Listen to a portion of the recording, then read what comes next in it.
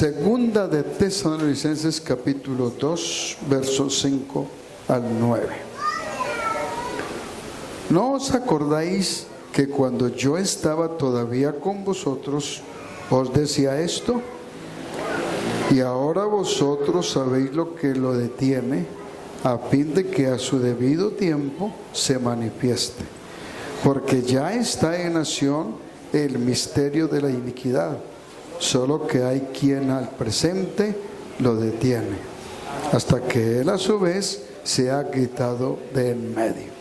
Entonces se manifestará aquel inicuo, a quien el Señor matará con el espíritu de su boca y destruirá con el resplandor de su venida. Inicuo, cuyo advenimiento es por obra de Satanás, con gran poder y señales y prodigios mentirosos. Amén. Siéntese, hermano, dándole la gloria al Señor.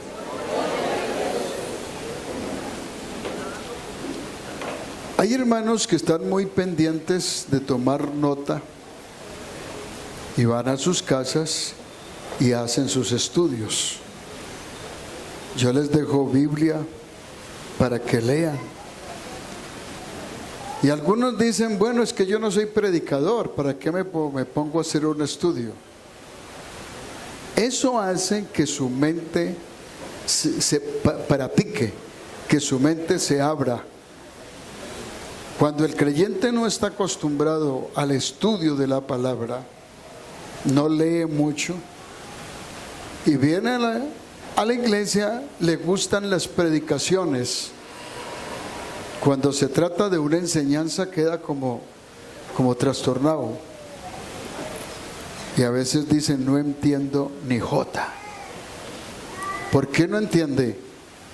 Porque su mente no está ejercitada en el estudio de la palabra de Dios. Cualquiera que sea, debe de ejercitarse en el estudio. ¿Por qué? Porque le van a venir ataques del enemigo, y si usted no está preparado por la palabra de Dios, está en peligro. Está en peligro. Van a venir cosas, y están sucediendo ya a través de la ciencia. A veces se pregunta usted, hombre, ¿por qué esas organizaciones religiosas oran por los enfermos y son sanos? Y también hacen milagros y resucitan muertos. Entonces yo le estaba explicando el jueves por qué lo hacen. En primer lugar, porque el Señor no se niega cuando invocan su nombre. ¿Recuerdan de los que dijeron fue que en tu nombre hicimos milagros? Y cualquier persona humanamente puede tener fe y creer que el Señor puede hacer un milagro. Pero el hecho de hacer un milagro no lo declara salvo, no lo declara perdonado de pecados, no lo declara un hijo de Dios. Y por eso aquí hay cantidad de personas que han sido sanas, se van y se olvidan del Señor. Se olvidan y reciben eso como de parte de una creencia, una religión. Pasó por su vida y hizo un milagro y ya, no fue más. Nosotros creemos en el Señor, así seamos sanos o no seamos. Si yo no soy sano, Señor, hagas en mí tu voluntad. Y si de esto es que tengo que morirme, ayúdeme. Pero yo ando en un cuerpo de muerte, un cuerpo que se enferma, que se cansa, que se aburre, que se aflige. Todas esas cosas suceden en nosotros. De tal manera que humanamente el apóstol Pablo recuerda capítulo 13 de Primera de Corintios. Todas las cosas que se pueden hacer humanamente sin tener de pronto la obra del Espíritu Santo. Primera de Corintios 13 del 1 al 3. Pablo está explicando allí lo que se puede hacer humanamente.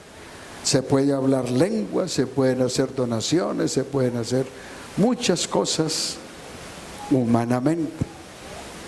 Porque una cosa es actuar humanamente y otra cosa es hacer las cosas por el Espíritu de Dios. Alabanzas al nombre de Jesús. Así que tomando esta escritura, Pablo está haciendo mención aquí, ¿quién es la iglesia en este momento? Resistiendo la apostasía, resistiendo al hombre de pecado, resistiendo a los inicuos. Como he explicado, la obra del anticristo es diabolizar los hombres. Y así como el Señor Jesucristo, según su carne, se ha hecho uno con nosotros, el diablo también está trabajando para ser uno con sus seguidores, con sus creyentes, con los que le adoran, con los que le sirven. Entonces el diablo también está buscando personificarse y ser un cuerpo de inicuos, un cuerpo de hombres de pecado, donde se ve la obra del diablo metida en la vida de la gente. Hay sitios en este momento que si nosotros lográramos entrar a esos sitios, sentiríamos la presencia de Satanás allí. Yo pasé hace una semana, venía del kilómetro 30, pasé por el 18, en eso de las 11 de la noche, veníamos con el hermano Alfonso. Hermano, siente uno la presencia de demonios ahí. La gente con vicio, bailan, escuchan música satánica, hacen de todo.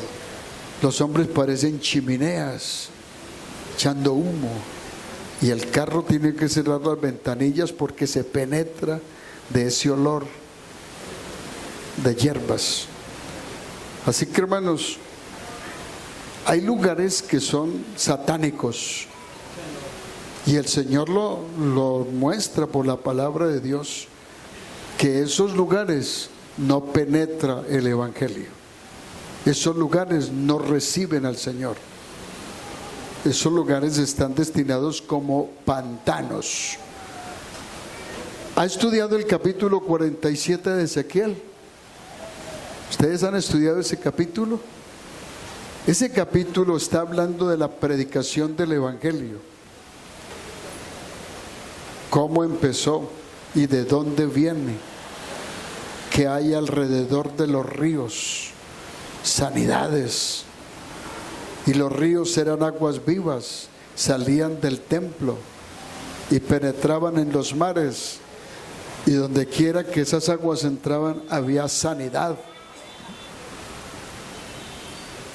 Pero hubo lugares donde las aguas no entraron y quedaron convertidas en pantanos. En el mundo tenemos en este momento lugares donde el Evangelio nunca va a penetrar, nunca va a llegar. El rechazo. Ya tenemos entonces creencias muy separadas totalmente de Dios. Hay lugares satánicos, hay creencias que están creyendo y están adorando a Satanás. De manera que para nosotros ya sabemos quién es el anticristo. ¿O usted no sabe? ¿Hay alguno que no sepa quién es el anticristo? ¿Hay alguien que no sabe? ¿O sí sabe? ¿Sí sabe? Creo que ya sabe. ¿Y dónde está ubicado? ¿Y dónde está sentado? ¿Y cómo se hace adorar? El capítulo 7 de Daniel, que los he dejado como tarea para que estudien, capítulo 7 de Daniel, relacionado con el capítulo 13 de Apocalipsis. A ver, ¿quiénes lo han leído? ¿Quiénes lo han leído? ¿Lo han leído? Bueno, ahí está, hermano. Estamos invitando a que se ejerciten en el estudio. Y se vuelve usted una persona que donde quiera que está, habla del Señor. Y donde quiera que usted está, se siente lleno del poder de Dios con autoridad para reprender demonios. Porque ya sabe cómo son y quiénes son. Tema que en lo que he venido explicando ya sabemos quién es el anticristo. Ya sabemos. ¿Y dónde está ubicado? Y el capítulo 13 del libro de Apocalipsis nos está dando todas las instrucciones sobre eso. Entonces el versículo, Pablo dice: porque ya está en acción el misterio del anticristo, de iniquidad. Solo hay quien al presente lo detiene hasta que él a su vez sea quitado de en medio. Yo les expliqué qué día que el misterio de iniquidad es el hombre buscando hacerse Dios. Y el misterio de Cristo, ¿cuál es? De que Él, siendo Dios, se hizo hombre. Ese es el misterio de Dios. Que Él, siendo Dios, se hizo hombre. Pero el misterio del anticristo, ¿cuál es? El hombre buscando hacerse Dios. Y eso es la mentalidad que hay en la ciencia de nuestro tiempo. No necesitan a Dios. Estaba mirando aquí un versículo en Daniel. Y me dice lo siguiente. Daniel capítulo 11. Una de las visiones que tuvo Daniel, según el versículo 36 al 39. Tomen nota, hermanos, escriban. No trate de tener las cosas ahí de memoria. Si yo le pregunto después de la dominical de qué se trató la dominical, me dice: no, hermano, estuvo muy bueno, pero no me acuerdo. Muy bueno, pero no me acuerdo. Mire el versículo. Y esto está haciendo referencia a la manifestación del anticristo. Dice: y el rey hará su voluntad y se ensoberbecerá y se engrandecerá sobre todo Dios, y contra el Dios de los dioses hablará maravillas y prosperará hasta que sea consumada la ira, porque lo determinado se cumplirá. Del Dios de sus padres no hará caso, ni del amor de las mujeres, ni respetará a Dios alguno, porque sobre todo se engrandecerá. Mas honrará en su lugar al Dios de las fortalezas, Dios que sus padres no conocieron. Lo honrará con oro, plata, con piedras preciosas y con cosas de gran precio. Con un Dios ajeno se hará de las fortalezas más inexpugnables y colmará de honores a los que le reconozcan, y por precio repartirá tierra. La relación de estos versículos es con el capítulo 13 de Apocalipsis, el verso 5 y 6. Relaciona esos dos pasajes. Isaías capítulo 11 del 36 al 39 y lo relaciona con Apocalipsis capítulo 13, el 5 y el 6. Directamente es el anticristo. Es un hombre de género, por eso muy aparte de las mujeres, porque el hombre está inclinado por el hombre. En otras palabras, es de género. Y nosotros hemos oído cómo ha avanzado la violación de los niños y los escándalos tan horribles que hay acerca de eso. Y todo eso lo tapan con dinero. Por eso en las cabezas que señala Apocalipsis 13 dice, y estaban con diademas. Esas diademas es la belleza con que se cubre la maldad y el pecado. Usted ve a una persona elegantemente vestida, pero por dentro está lleno de maldad. Y así son. El anticristo tiene esas características. Se viste de blanco, se aparece como el hombre más piadoso y busca que la gente lo adore y crea en él. Detrás de eso están las creencias y las religiones ramitas que se han desprendido del evangelio. Hombres malos y están predicando el evangelio y han convertido el evangelio en un gran negocio y les ha ido bien. Son dueños de las propiedades, son dueños de toda la organización, el grupo. En los Estados Unidos salió en un periódico un pastor anunciando: vendo templo con toda su membresía. Porque ellos son los dueños de la membresía, los dueños de la congregación. Un anuncio de esos. Y había también quien lo estaba comprando, el templo con todos sus creyentes. ¿Cómo le parece lo elegante? Entonces, en eso han convertido el evangelio, y esos son ramas del anticristo, ramas.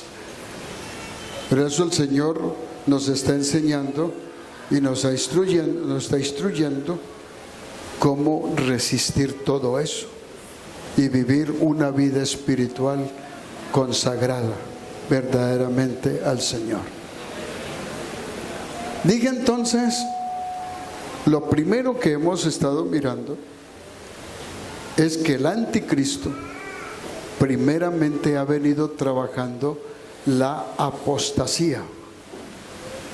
¿Qué es la apostasía? Algo que se opone a Cristo, algo que se presenta como Cristo. Y eso lo dijo el Señor desde antes de ir al Calvario, y después del Calvario siguió advirtiendo a la iglesia: mirad que nadie os engañe, porque se levantarán muchos cristos, falsos cristos. Bueno, cuando uno llega al conocimiento de la palabra de Dios, aprende a conocer todas esas cosas. Cuando alguien se sale de la iglesia, se va para el mundo, pero no va a buscar por allá otras creencias. La mayoría de la gente que se sale de nuestra iglesia se va es para el mundo. No está buscando por allá iglesias, porque él sabe que aquí está dentro de la verdad, el camino, la verdad y la vida. Alabanzas al Señor. Que a nadie,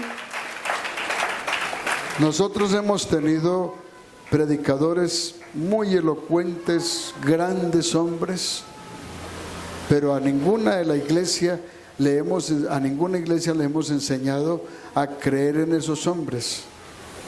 Crean en Cristo, y esos hombres se han acabado y se han muerto, y la iglesia sigue creyendo en Cristo Jesús.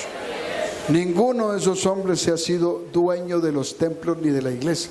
La bendición que nosotros tenemos es que todo es de la iglesia pentecostal. Todo, tanto membresía como los templos, todo. ¿Quién es el pastor? Un administrador de la iglesia pentecostal, que puede ser puesto y que puede ser quitado, o que puede ser puesto en un lugar y de ahí trasladado a otro lugar. Pero ningún pastor se declara dueño de la iglesia, porque somos una organización bien representada. Y hemos aprendido a conocer, la mayoría de los templos que hay por allí son dueños, tienen dueño de los templos y de la congregación. Y ese puede decir a cualquier momento: vendo aquí el templo con esta congregación, y se va. Hacen lo que quieran, cometen actos de inmoralidad, corrupción, y nadie los puede quitar de ahí, porque ellos son dueños de esos lugares. Oh, qué bendición que Dios nos ha dado, llegar al conocimiento de la verdad, llegar a donde debemos de estar para esperar al Señor de la gloria. Alabanzas al nombre de Jesús. Entonces, lo que dice allí el pasaje que hemos leído de Tesalonicenses, Dios ha puesto a la iglesia para resistir todas esas cosas, lo que es la obra del anticristo, apostasía, donde se ha infiltrado todas las creencias de demonios, fuerzas diabólicas. Se han encontrado organizaciones evangélicas que practican el espiritismo, organizaciones evangélicas que practican brujería, adivinación. Hay unas inmensas congregaciones aquí que le enseñan a la gente a llevar una flor blanca para que esa flor sea bendecida y se la lleven a la casa. A otros les dicen: traigan botellas de agua, y la gente va con esa agua y allá se las bendicen para que se las tomen y reciban sanidad divina. Y la reciben sanidad con eso. ¿A qué le atribuimos? A lo que dice aquí Tesalonicenses, que con grandes señales y milagros. Así que, hermanos, Dios nos ha sacado de todas esas cosas. Hay quien al presente lo resiste. Una iglesia llena del Espíritu Santo. Tiene que ser llena del Espíritu Santo. Porque, hermano, donde el Espíritu de Dios no nos ayude, no esté haciendo presencia o llenando nuestros corazones, nosotros seríamos mundanos. Mundanos, y tendríamos toda clase de mundanalidad metida entre las congregaciones. Descuídese la obra del Espíritu Santo en la iglesia y la iglesia se mundanaliza. Desde el pastor. Y la gente se siente bien allí. No hay conocimiento de las cosas de Dios. ¿Qué pasa entre nosotros cuando alguna mujer aquí llegara a subir semidesnuda, pintada, con aritos? De seguro que la gente se saldría, porque no se sentiría bien. Pero en esas organizaciones, esas personas son aceptadas. y se sienten muy bien. Entonces, la Biblia nos muestra que la iglesia está resistiendo en este tiempo todas esas cosas. Voy a hacerles una pregunta. Ya hemos visto a Daniel 7 y Apocalipsis 3. Ese es el tiempo de apostasía. ¿Ustedes creen que la venida del Señor es antes de esos sucesos o después? Voy a ver los estudiantes a ver. Comparando a Daniel 7 con Apocalipsis 13, ¿creen que la venida del Señor es antes de ese cumplimiento o después? Ahí les dejo pues la inquietud. Y alguno me va a decir, ¿usted por qué no nos explica? Porque les he venido explicando.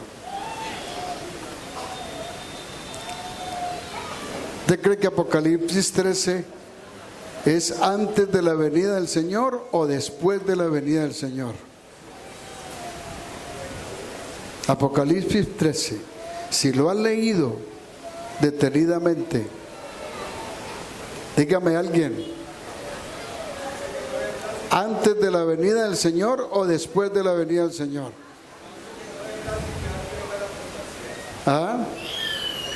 Primero tenemos la apostasía, que ha venido desde la ascensión del Señor hasta la época.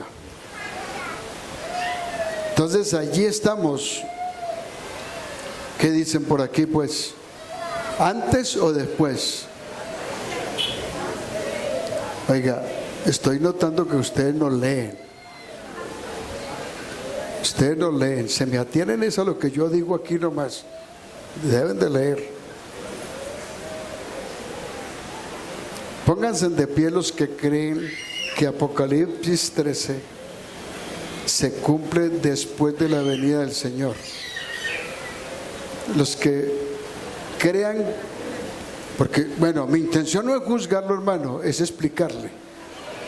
No lo voy a juzgar por eso. Pero los que creen que Apocalipsis 13 tiene cumplimiento después de la venida del Señor, pónganse de pie.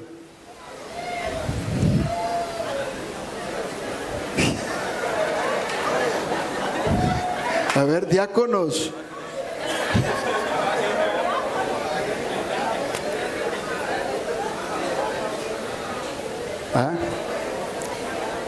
El primer acontecimiento que nosotros tenemos para que comience a desarrollarse el misterio del anticristo es la venida del Señor.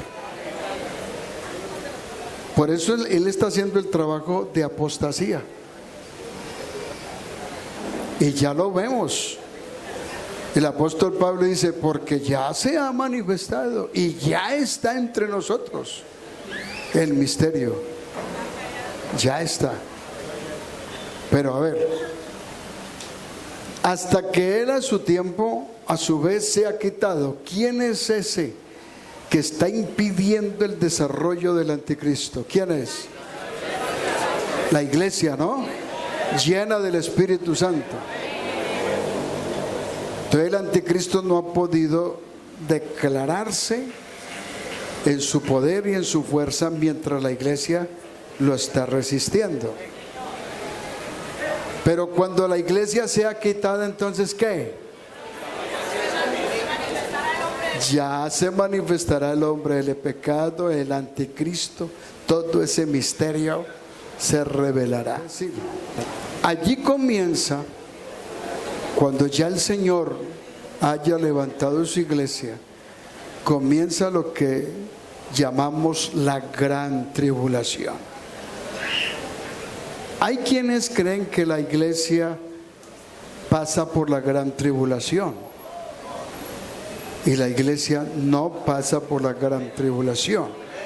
La gran tribulación viene porque el Señor levanta su iglesia, y la gran tribulación es un juicio que el Señor le hace al pueblo judío, que ellos no participan de la venida del Señor y físicamente tienen que pasar por la gran tribulación. Entonces el primer acontecimiento que nosotros tendremos es la venida del Señor. En eso estamos. Por eso la visión de ahí, Apocalipsis 13, es después de la venida del Señor. Estudienlo bien, porque se manifestará toda la obra del anticristo. Por eso nosotros, nuestras enseñanzas, nuestro doctrinamiento y lo que vemos en la palabra de Dios es preparar la iglesia para la venida del Señor. Preparar la iglesia para la venida del Señor. Y yo creo que todos es lo que buscamos, participar de la venida del Señor. Entonces hay una pregunta: ¿qué pasará con los que se quedan de la venida del Señor? ¿Qué pasará? La gran tribulación está dividida en dos partes. 3 años y medio son la antesala del anticristo. Es decir, es un tiempo de preparación de su gobierno y de su asentamiento como el Dios a quien tienen que adorar. Entonces, para el anticristo tomar posesión como gobernante del mundo, él tiene una antesala que dura 42 meses. Ahí lo están mirando en Apocalipsis 13, que es lo equivalente a 3 años y medio. 3 años y medio. Entonces, tan pronto la iglesia sea levantada, el anticristo comenzará su campaña para posesionarse y matará a todo lo que no le adore. Parece que, por lo que vemos allí,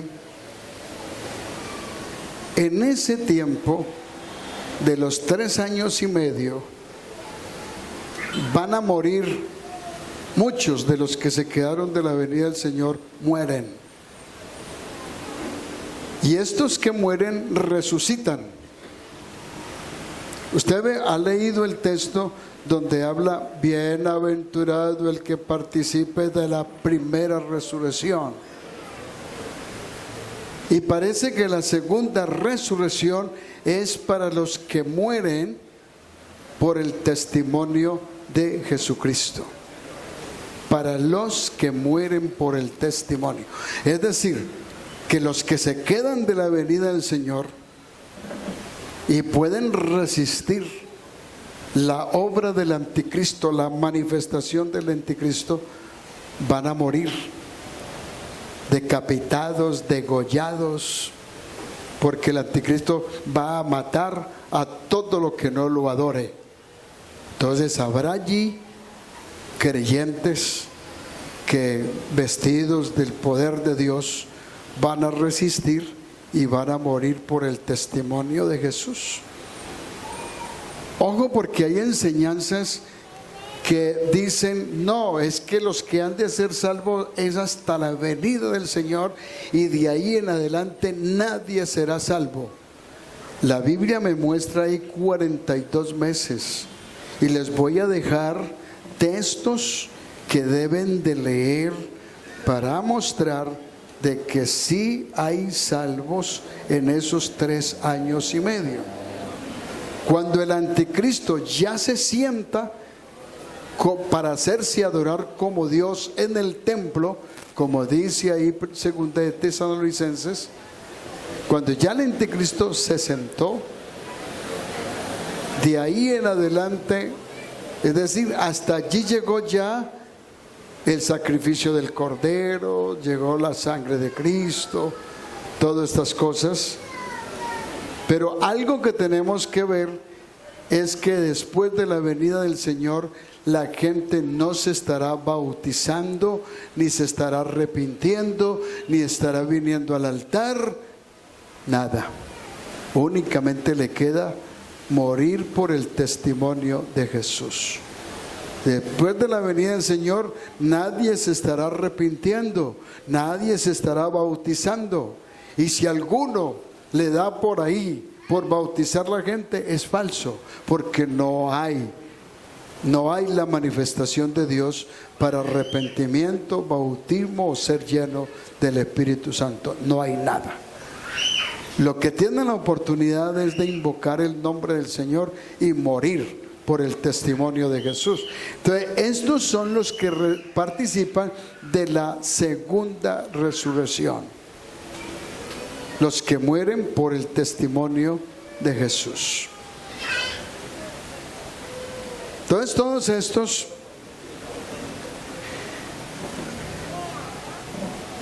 los que participan de la primera resurrección, los que participan de la segunda, son los que mueren en esos 3 años y medio que la Biblia muestra.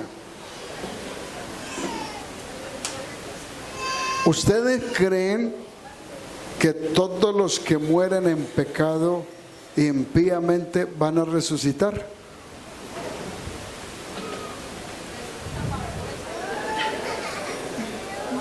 ¿Ustedes creen que ellos resucitan?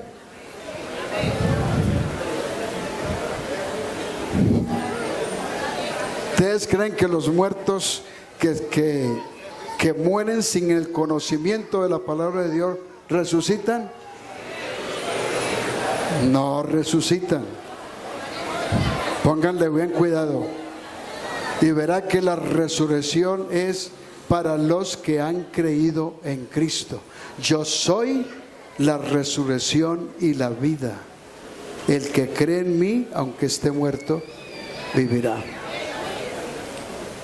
De manera que la resurrección es para los que le han creído, los que le han recibido, los que le han aceptado. La resurrección no es para la gente que ha muerto sin Cristo. ¿Sabe por qué? Porque ellos mueren y ya van a la antesala enjuiciados, juzgados. La resurrección tiene oportunidad de recibir recompensas según las obras. Pero los que no creyeron en el Señor van al lugar donde estaba el rico. ¿Recuerdan el pasaje de Lázaro y el rico? ¿A dónde fue llevado Lázaro? ¿Qué es el seno de Abraham? Es el paraíso, la antesala, donde están reunidos los que mueren en Cristo. Porque ellos esperan allí el toque de la final trompeta para volver a tomar cuerpos, resucitar con el Señor e irse como iglesia del Señor. ¿A dónde fue llevado el rico? Estudien. ¿A dónde fue llevado el rico?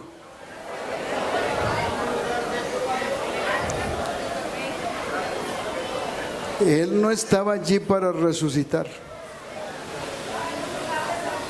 ¿A dónde fue? Al lugar determinado donde espera salir para ir al lugar final.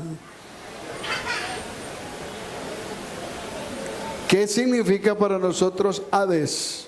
A ver, estudiosos, ¿qué es el Hades? ¿Ah?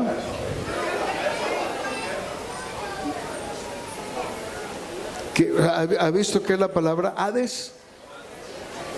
Sepulcro, lugar de olvido, lugar separado.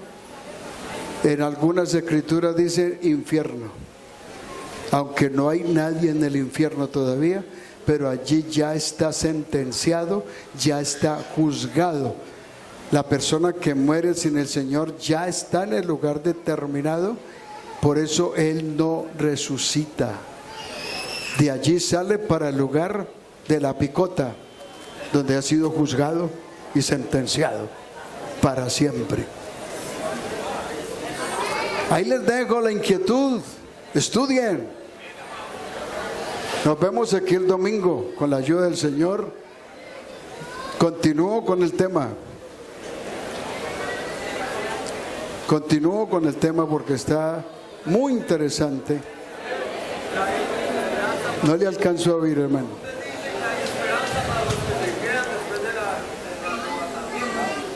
Hay esperanza. Si ellos... Depende de la causa por la cual se quedó. Depende de la causa por la cual se quedó. ¿Por qué se quedó de la venida del Señor? Hay muchos que manejan adulterio escondido, fornicación, robo, homicidio. Lo que dice 1 Corintios 6:9, que los que practican tales cosas, ¿usted cree que estos pasarán allá? Ahora, otra cosa que tenemos que mirar allí es que los que mueren allí en esos 3 años y medio no forman parte de la iglesia. Apocalipsis 20 los muestra por debajo del altar, es decir, que son acompañantes de la iglesia. Esos que mueren allí por el testimonio de Jesucristo, le hacen Apocalipsis, y Juan los miró debajo del altar. No forman parte de la iglesia, están como acompañantes. Ahí les dejo para que estudien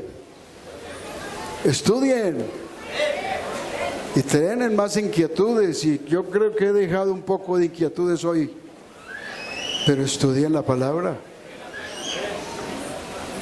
¿Queda claro lo de la resurrección? La resurrección es para los que creyeron en Cristo. Los que no creyeron no resucitan, porque de una vez van al lugar determinado para ellos. Ahí los dejo, estudien. Vamos a orar, démosle gracias al Señor. Démosle gracias al Señor. Padre Celestial, te damos gracias en esta mañana por la palabra de Dios.